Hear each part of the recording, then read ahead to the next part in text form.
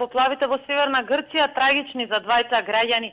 Како што кажа и ти, 49 годишен грк кој се превезувал со такси со македонски регистарски таблички, утрово е пронајден мртов во делот меѓу Поликастро и Кукуш. Според првичните информации на Канал 5, вчера вечерта патникот дошол од Македонија со такси возило, а возачот, 42 годишен македонец, поради големите поплави и излеаните реки, за да го помине селскиот пат, се заглавил и паднал во надојден канал.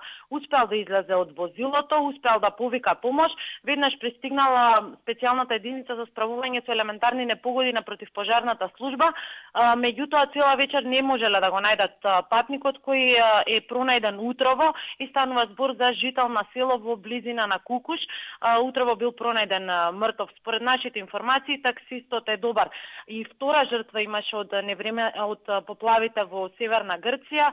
Втората жртва е маж кој вчера попладне се обидувал пеш да ја помине реката Галик во близина на Солун, а надојдените води го повлекле, пошто според очевидците била повикана помош, а без животното тело и на втората жртва било пронајдено утрово. Со овие два случаи бројот на жртвите од поплавите во Северна Грција достигна 5 лица за помалку од една седмица.